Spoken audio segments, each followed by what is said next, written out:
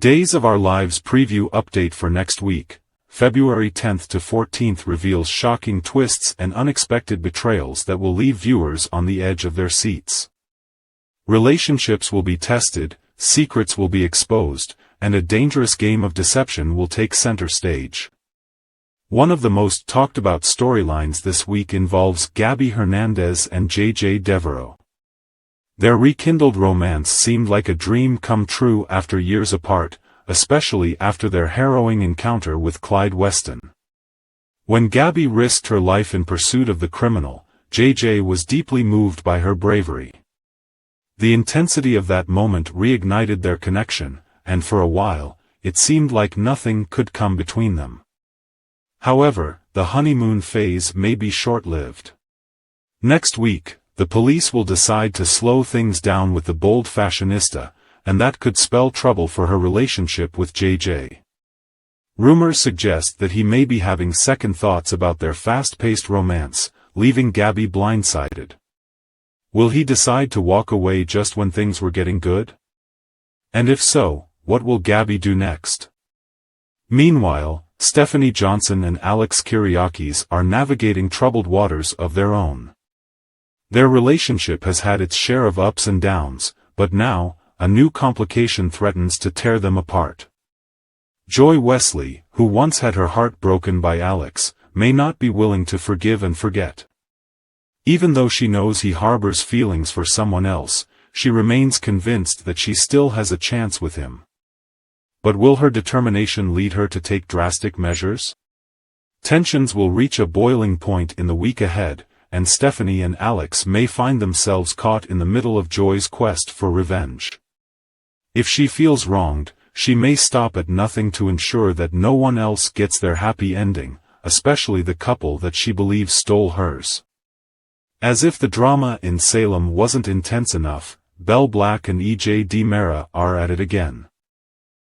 Their complicated love-hate relationship is about to explode, with a major confrontation set to unfold during the week of February 10th to 14th, 2025. Belle is furious after learning that EJ worked with an imposter version of Rafe Hernandez to investigate Jada Hunter. The deception has led to catastrophic consequences, including Jada facing suspension and the real Rafe being forced into hiding. Little do Belle and Jada know, the real Rafe has been locked away in EJ's basement since New Year's Eve. The shocking revelation will send ripples through Salem when it finally comes to light. Despite one failed escape attempt, the detective remains at the mercy of EJ and his cunning secretary, who managed to trick him back into captivity. But the question remains, how much longer can EJ keep his secret prisoner hidden? Belle's fury toward EJ may reach its breaking point when she uncovers his role in this elaborate scheme. Sources hint that her anger will come to a head in the most shocking way. EJ is set to be shot in the next month or so, and Belle is at the top of the suspect list. With their already volatile relationship spiraling out of control, will this be the event that finally tears them apart for good? Or will their twisted connection somehow survive yet another scandal? The week of February 10th to 14th, 2025, promises to be one of the most explosive yet on Days of Our Lives. Between Belle and EJ's ongoing war, Stephanie and Alex's growing troubles, and Gabby's romantic turmoil with JJ, there will be no shortage of jaw-dropping moments. And with a shooting on the horizon, one thing is certain, no one in Salem is safe. Stay tuned to see how these stories unfold and who will come out on top when the dust settles. In the world of Days of Our Lives, love and betrayal are always just a heartbeat away. The episode begins with an eerie sense of quiet tension as Jada sits alone in her living room, staring blankly at her phone. The weight of everything that has transpired in the past few days is crushing her. Every thought, every emotion is weighed down by the overwhelming chaos that has suddenly engulfed her life. She checks her phone once again, a futile hope blooming inside her that maybe, just maybe, someone will reach out with good news. She's tried reaching Rafe multiple times, hoping for some solace in his voice, but each time her calls go unanswered, leaving her feeling more abandoned, more isolated. Jada's first call goes straight to voicemail. It's not surprising anymore. She's been calling for hours, pleading with Rafe to respond. She knows the situation is spiraling out of control, but she also knows that Rafe holds the key to everything. He is the one who could possibly untangle the mess she finds herself in, or at the very least offer her the emotional support she so desperately needs. But as the minutes tick by with no response, the gnawing feeling of abandonment sets in deeper. She tries again. This time, she's not sure if it's out of hope or out of desperation. Her fingers hover above the screen for a moment, before she presses the call button again, hoping this time it will be different. But it's not. The call goes to voicemail once more, and her heart sinks with every unanswered ring. The feeling of helplessness washes over her in waves. Each failed attempt to reach Rafe feels like a slap in the face, further reinforcing the sense that she's completely alone in this battle. As she sits there, feeling the weight of her isolation, the phone rings again, breaking the silence. This time, it's not Rafe. Instead, it's EJ, and his tone is as cold and calculated as always. He answers the phone without hesitation, almost as if he had been expecting her call, and immediately congratulates Arnold on his success at the wedding. The wedding that never should have happened. The wedding that exposed Jada's deepest fears, her worst nightmare, becoming a reality. Arnold's performance at the wedding was the final straw that pushed Jada to the edge, and now, EJ is using this as a platform to further his plans. But this congratulatory exchange quickly turns into something darker. EJ, always the manipulator, casually drops the bombshell that the next step in their plan is for Arnold to take over Jada's position, replacing her entirely. Arnold, however, is not thrilled about the idea. He is willing to go along with it to an extent, but even he recognizes that stepping into Jada's shoes will not be an easy task. His reluctance is clear, but there's no turning back now. "I'm not stopping now, not when I'm this close," Arnold declares, his voice firm, as though he believes that the endgame is within his grasp. He has no qualms about using Jada as a stepping stone to achieve his own desires, no matter the cost. His single-minded determination to move forward with the plan is chilling. As this conversation unfolds, Belle, who has been sitting on the bed nearby, overhears every word. Her presence is almost ghostly, as she listens intently to the cold-hearted conversation taking place. There's an eerie silence that hangs in the air when the call ends. Belle's shock is evident as she tries to process what she's just heard. It's clear that she never imagined things would go this far. The depth of EJ's manipulation, the callousness with which he orchestrates the destruction of Jada's life, is something she never expected to witness firsthand. EJ's casual demeanor contrasts sharply with Belle's growing concern. She knows that what they are doing isn't just morally wrong, it's dangerous. Yet, even as she expresses her disapproval, she can't help but feel a sense of inevitability. EJ has been pulling the strings behind the scenes for so long that it feels like there's no way out of this web of deceit. When Arnold demands more money for his cooperation, Belle's suspicions grow. She makes it clear to EJ that she understands what's going on. This isn't just about business, it's about ruining Jada's career completely.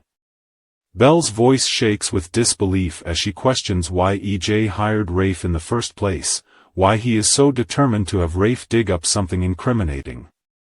EJ, always quick with a justification, spins the situation in his favor, claiming that using Rafe is the only way to ensure the evidence they gather will be irrefutable. Belle doesn't buy it, but she remains silent, her skepticism written all over her face. The emotional undercurrent of the scene continues to build as Belle, still processing everything, sits beside EJ on the bed. He's shirtless, his posture relaxed, while Belle, wrapped in her robe, feels the weight of their actions pressing down on her. "That was really despicable," she says, almost in awe of the sheer cruelty of the situation. She can't comprehend how EJ can so easily justify his actions, how he can dismiss the pain they are causing others in their pursuit of power. EJ, however, turns the tables, claiming that Jada is the real villain in this scenario. After all, it was she who got him fired by breaking the rules, at least, that's how EJ chooses to see it. As alleged, Belle insists, trying to inject some semblance of fairness into the conversation, but EJ brushes her off, continuing to paint Jada as the bad guy. The tension between them shifts as EJ, ever the opportunist, starts flirting with Belle. The sudden change in mood is palpable as he begins to strip away her robe, turning their conversation into something entirely different.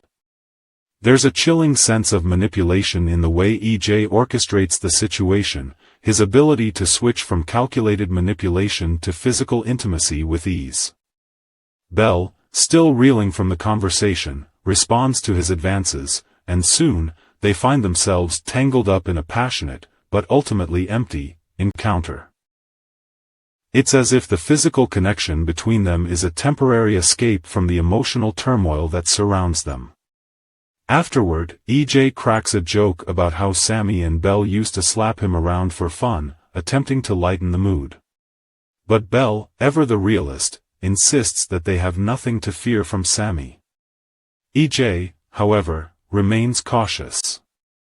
He wonders aloud whether they should have a plan in case Sammy finds out about their actions. Belle, frustrated by EJ's constant need for control, tells him that they are not hiding from anyone, and that Sammy has no say in what they do. With that, she heads off to take a shower, leaving EJ to grab some cake, as if nothing significant is happening around them. There's a haunting sense of detachment in the way EJ treats these moments, as if he believes he can simply manipulate everything around him and maintain complete control. Meanwhile, at Jada's house, the situation continues to deteriorate. Steve, ever the supportive figure, shows up to check on his friend. Jada is visibly shaken by everything that has transpired. She informs Steve that she has been placed on administrative leave, a decision that only deepens her sense of betrayal. She's in shock, unable to process the magnitude of what has happened to her life. Steve, unwavering in his loyalty, reassures her that he doesn't believe any of the accusations against her. He promises to clear her name, offering the kind of support that she so desperately needs. But despite his reassurances, Jada remains doubtful. Rafe's betrayal stings more than anything else. She had trusted him, and now he's turned his back on her, leaving her to fend for herself. Steve promises to help, and the two begin to discuss their next steps. As they talk, Steve reveals his suspicions about EJ. He believes that EJ hired Rafe and planted false evidence in order to sabotage Jada. Jada, although shaken by the revelation, agrees with Steve's theory. But the question remains, how can they prove it? Steve, ever the problem solver, promises that he has ideas for how they can investigate further. He tells Jada that he needs to check on his wife, Kayla, first, but that he'll be back soon to continue their investigation. Jada, still processing everything, agrees to help him, her resolve hardening as she realizes that she can no longer sit idly by. She has to take action. She has to clear her name. The next morning, Belle heads to the DiMera mansion for breakfast. She arrives early, eager to face the day and to see Johnny.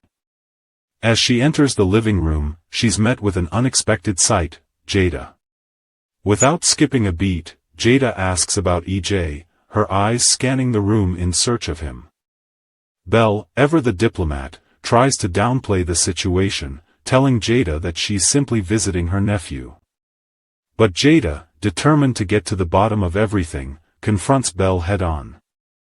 She begs Belle not to believe the lies that EJ has spread.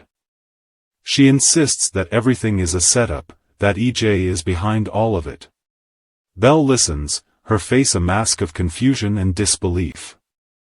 She wants to believe Jada, but the web of lies surrounding her is complicated, and the evidence against her is hard to ignore. Down in the Demera tunnel, EJ continues to manipulate everything to his advantage. He brings Rafe, who is bound and gagged, a breakfast tray. Rafe, helpless and vulnerable, is forced to sit in the dark, unable to escape from the cruel trap EJ has set for him. EJ informs Rafe that the wedding never happened, that Jada has been exposed as a corrupt cop, and that Arnold will be taking over Rafe's old job. A jerk runs Salem PD. He'll never make it, EJ laughs, savoring the moment as he delivers the news. As he feeds Rafe breakfast, there's a chilling sense of satisfaction in his actions. He is getting exactly what he wants, but at what cost? Rafe, still tied to the chair, is nothing more than a pawn in EJ's twisted game. The episode ends on a chilling note as Rafe sits, helpless and gagged, trapped in the tunnel. EJ stands over him, a triumphant look on his face, as the dark power dynamics between them become increasingly apparent. The sense of tension and impending danger is palpable, and we are left wondering how long Rafe can withstand this torment and whether Jada will be able to fight back and expose the truth behind EJ's manipulation. The stage is set for a showdown that will have far-reaching consequences for everyone involved, and the stakes have never been higher.